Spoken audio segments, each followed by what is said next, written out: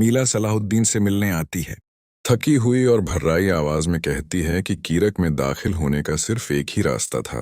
फिर कुछ रुक कर कहती है कि अगर सुल्तान चाहें तो वो रास्ता अब भी उनके लिए खुला है। इसी तरह पूरे 3 महीने का घेरा गुजर जाता है। बोरो आकर इत्तला देता है कि लश्कर के पास अब खाने का सामान बहुत कम बचा है। पानी खराब होने की वजह से हर रोज सलीबी सिपाहियों में बीमारी फैलती जा रही है। कीरक के अंदर सलीबी सरदार मिलकर योजना बनाते हैं। उनका मानना है कि सलाहुद्दीन के पास भी अब खाने की कमी है। अगर सुल्तान पीछे हटते हैं तो लॉर्ड गाय शाम वाले रास्ते से हमला करेगा और बाकी फौज कीरक की तरफ से उन्हें घेर लेगी। ये सुनकर मीला परेशान हो जाती है। हिनोक खबर लाता है कि जहरीले पानी की वजह से सिपाहियों में बीमारी बहुत तेजी से फैल रही है। शाम के वक्त तबीबा फातिमा बताती हैं कि सुल्तान के बच्चे की पैदाइश मुश्किल हालात में हो सकती है। वो शम्सा को तसल्ली देती हैं कि मुजाहिदों की बीवियों को अक्सर ऐसे वक्त अकेले ही सब सहना पड़ता है। मगर शम्सा रोती हुई सलाहुद्दीन का नाम लेते हुए चली जाती हैं।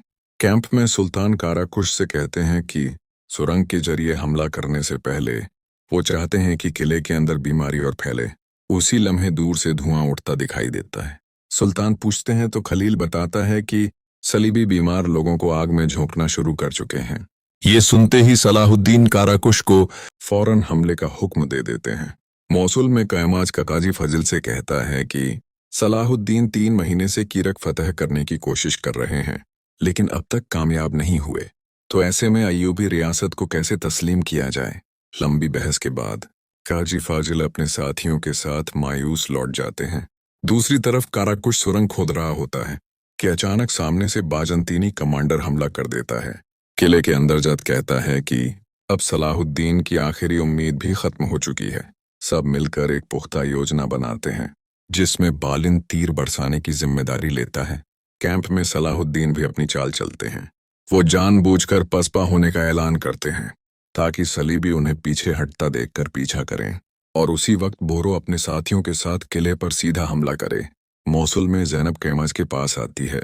वो कहती है कि उसके भाई के अचानक गायब होने के बाद कैमाज ने उस पर बहुत एहसान किया और अब वो आखिरी बार चाहती है कि काजी फाजिल से उसके भाई का बदला लिया जाए और उसे इंसाफ मिले। कैंप में बोरो सुल्तान से कहता है कि वो उन्हें अकेला न छोड़ें क्योंकि इससे उनकी जान को खतरा है। मगर सलाहुद्दीन साफ कह देते हैं कि उनके पीछे एक भी आदमी नहीं जाएगा। किला हर हाल में फतेह होना चाहिए, चाहे इसके लिए खुद सलाहुद्दीन को ही क्यों ना गिरना पड़े। ये कहकर वो बोरो को गले लगा लेते हैं। सराय में काजी फजिल कारातीगन से कहते हैं कि कैंप से आने वाली खबरें अच्छी नहीं हैं और बिना फतेह के कोई जंगी अमीर उनकी बात नहीं मानेगा। वो कीरक वापस जाने ही लगते हैं कि कैमाज के सिपाही उन्हें गिरफ्तार कर लेते हैं। कीरक में हुक खबर लाता है कि सलाहुद्दीन ने पसपा होने का फैसला कर लिया है। ये सुनते ही सलीबी खुशी से झूम उठते हैं और हमला करने के लिए निकल पड़ते हैं। लेकिन मीला वहीं खड़ी रह जाती है, जैसे उसका दिल इस फैसले को मान ही नहीं रहा हो। जंगल में लॉर्ड गाय को भी यही खबर मिलती है और वो घात लगाने की जगह की तरफ बढ़ने का हुक्म देता है। उसी दौरान अर्ज अपने सिपाहियों के साथ उसे घेर लेता है और जबरदस्त लड़ाई शुरू हो जाती है।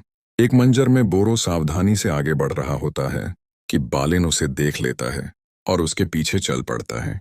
दोनों के बीच भयंकर लड़ाई होती है और बोरो चालाकी से बालिन को एक गहरी खाई में गिरा देता है। कीरक में मीला वो लम्हा याद करती है जब उसकी खाला ने बेबसी में अपने ही खंजर से अपनी जान ले ली थी। वही खंजर उठाकर मीला तेजी से आगे बढ़ती है। रास्ते में आने वालों को नजरअंदाज करती हुई बाहर निकल जाती है। जंगल में बोझक सुल्तान को खबर देता है कि जातलियोन कीरक से निकलकर उनके पीछे आ रहा है। अगले मंजर में बोरो बताता है कि उसने बालिन को मौत का मजा छका दिया है और सब कीरक की तरफ बढ़ जाते हैं। मौसुल में ज़ैनब काजी फाजिल से कहती है कि उसका भाई उनके नाइंसाफ फैसले की वजह से मारा गया। काजी फाजिल अफसोस से उसका चेहरा देखते रह जाते हैं। शाम के वक्त दाई खबर देती है कि बच्चे की पैदाइश का वक्त आ गया है। इसी दौरान जातलियोन सलाहुद्दीन को घेर लेता है। दूसरी तरफ मीला घोड़ा दौड़ाते हुए बेचैनी से आगे बढ़ रही होती है। सलाहुद्दीन के साथ गुजरे तमाम लम्हे उसकी आंखों के सामने घूमने लगते हैं। सुल्तान और खलील दुश्मन सिपाहियों को गिराते चले जाते हैं कि हिनोक खबर लाता है अब कोई मदद नहीं पहुंच सकती। उधर बालिन लंगड़ाता हुआ मार्कोस के साथ आगे बढ़ता है और कसम खाता है कि वो हर हाल में सलाहुद्दीन को खत्म करेगा। उसी दौरान मीला घोड़े से गिरकर बेहोश हो जाती है। बालिन अपनी तय जगह पर पहुंचकर सलाहुद्दीन की तरफ तीर चलाता है, लेकिन अचानक मीला सामने आ जाती है।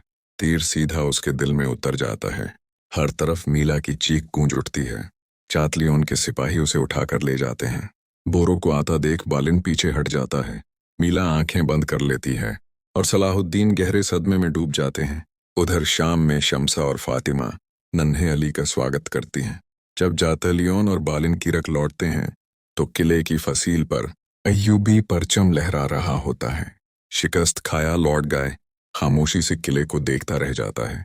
अगले मंजर में सलाहुद्दीन मीला की खाली कुर्सी देखकर उसे याद करते हैं और पूछते हैं क्या उसकी तदफीन मुकम्मल हो चुकी है। फिर वो हुक्म देते हैं कि फौरन शाम वापस चला जाए ताकि कुद्स के सफर की तैयारी शुरू की जा सके। कुद्स में तमाम कमांडर शिकस्त खुर्दा चेहरों के साथ बाल्डविन के सामने पेश होते हैं।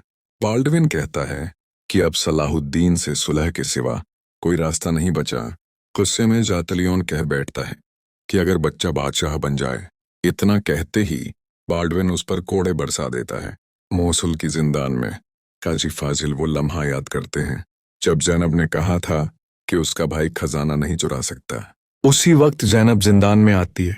काजी फाजिल कहते हैं कि अगर उनकी सजा से उसका दिल मुतमईन हो जाए तो वो खुशी से कबूल करेंगे, मगर जैनब खामोशी से लौट जाती है।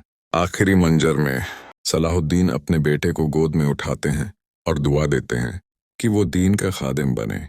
शम्सा के पूछने पर सलाहुद्दीन बताते हैं कि मीला ने उनके लिए अपनी जान कुर्बान कर दी।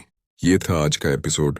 अगर कहानी ने दिल को छुआ हो तो दुआ में हमें भी याद रखिए। आने वाले एपिसोड में जंग और भी सख्त होने वाली है। सलाहुद्दीन का अगला कदम इतिहास की दिशा बदल देगा। मिलते हैं अगले एपिसोड में। अल्लाह हाफिज।